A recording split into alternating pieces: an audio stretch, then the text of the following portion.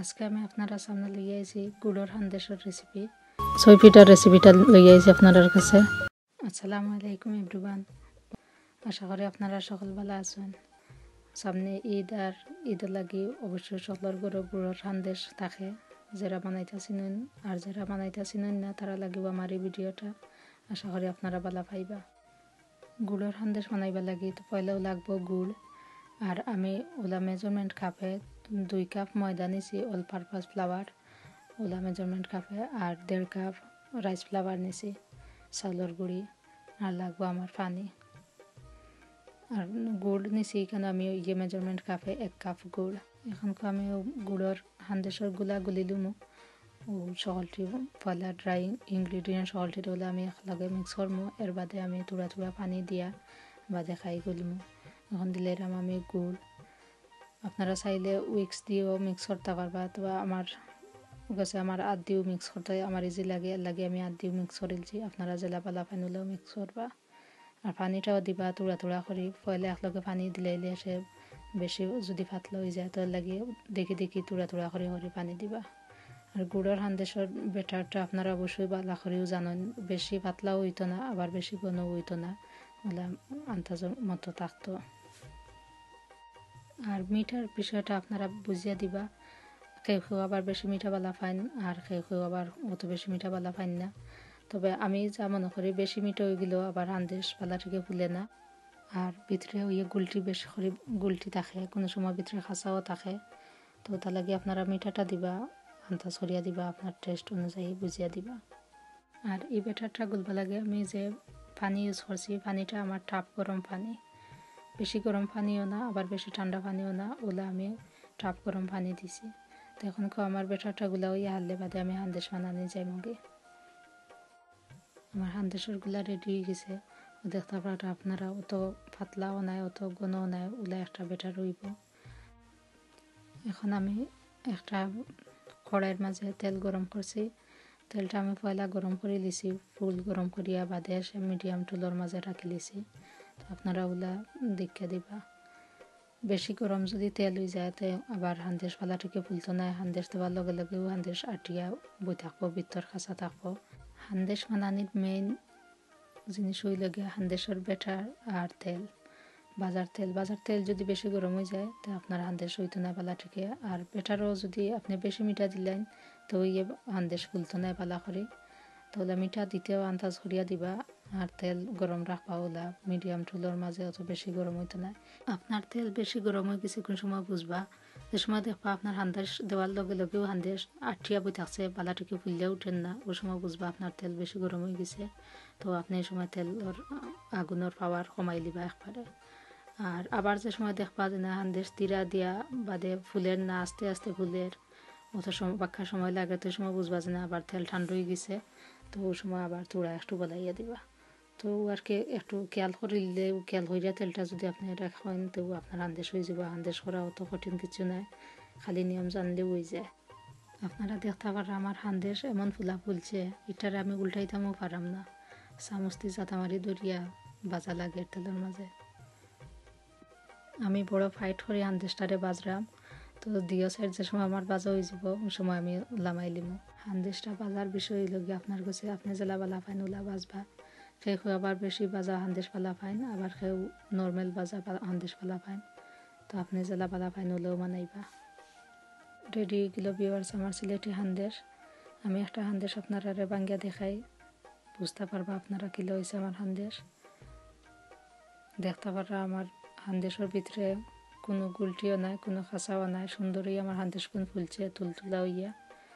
সিলেটের সকল ভাই বোনে অবশ্যই ছবিটা মানানি চিনেন, তার বাদেও আমি চিন্তা করলাম আমি জেলা মানাই আপনারা দেখাই। হয়তো অনেকে আসেন ওই মানাইতা চিনেন না, যারা চিনেন না তারা লাগেও আমার এই রেসিপিটা অবশ্য তারা উপকার হইব, এর লাগে আমি রেসিপিটা লইয়া আইছি। এই পিঠা মানাইবা লাগি কেন আমি 1/2 কেজি গুড়ি নিছি, আর মেজারমেন্ট কাপ দিয়ে কেন আমি 4 কাপ গুড়ি নিছি। যে পরিমাণ গুড়ি নিছি আমি এই গুড়ি লাগিয়ে আমি আমার 1 পয়েন্ট পানি লাগবো, তো আমি পানি দিয়া বাদে খালি একটা ফুটি উঠা পর্যন্ত আমি বাড়ছাইমো। আমার পানি লাগের ফুটি উঠে গেছে, আমি এখন লবণ দিলাম 1 চামচ লবণ দিছি আমি কেন। আর পানি ফুটানো ওলা জেলা দেখা আপনারা 2-3টা খালি ফুটিয়ে উঠছে ও সময়ও আমি দিলাম চাউলের গুঁড়ি, বেশি উতরাইতাম না পানি। বেশি উতরাইলে কি হইব চাউলের গুঁড়ি দেওয়ার লগে লগে গুঁড়ি গুণ ফাঁকি যাব বেশি, আর বেশি ফাঁকি গেলে ছয় পিঠা বানাইতে খুব কষ্ট হইব। এর লাগে আমি ও লগে লগে ওবাই দিয়ে এক হাত দিয়ে আমি গুঁড়ি ডাল দাম আর এক হাত দিয়ে আমি কুকারের আগুন অফ করে লিব, করিও বাদে লাড়িয়া আমার খাই গুণ রেডি করে লিব।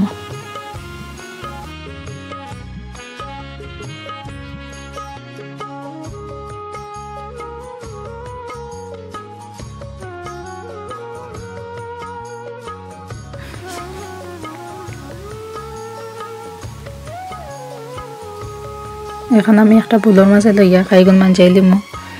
খাই মাঞ্জাইতে সময় দেখবা আপনারা জেলা আর দিয়ে ধরতে পারেন খাই ওলা গরম অবস্থায় খাইগুন মাঞ্জাইবা।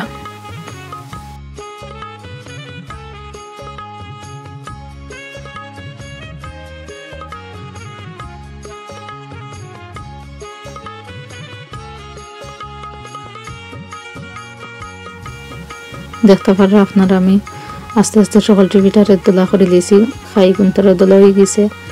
খাই করতে গিয়ে অত বেশি মানজানিও লাগে না, আস্তে আস্তে ওগুলা দেখলানি আমি আস্তে আস্তে করে লিয়েছি, কোনো কষ্টও লাগে না মানজাইতে। বালা করে খাই গুন ওইলেও ফানি বালা ঠিকে লাগলে খাইর মাঝে খাই গুন করতেও কোনো অত মানজানিও লাগে না, কিছুও কষ্ট করা লাগে না। আর পিঠা বানানোর শেপটা আপনারা সম্পূর্ণ আপনারা ইচ্ছা মতো যে জেলা চিনে নিলেও করতে পারবা। কেউ আবার গুল গুল করে করেন, কেউ আবার সুন্দর করে পিঠার শেপ দিতে চিনেন।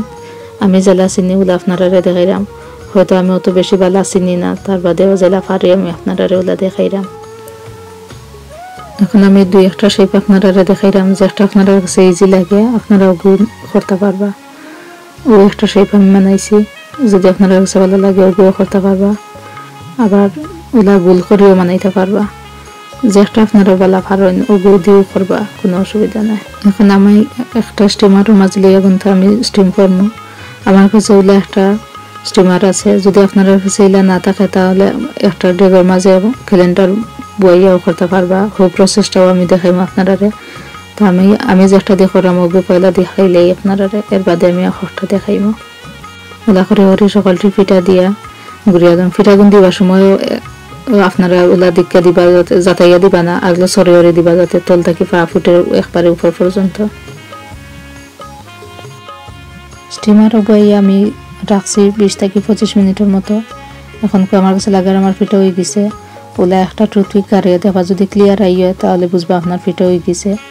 আমার কাছে লাগে আমার পিঠা হয়ে গেছে। এখন আমি ইটটা লামাইয়া বাজার স্টেপ দেখাইলাম আপনারা। এখন আমি আপনারা নেক্সট স্টেপটা দেখাইলাম।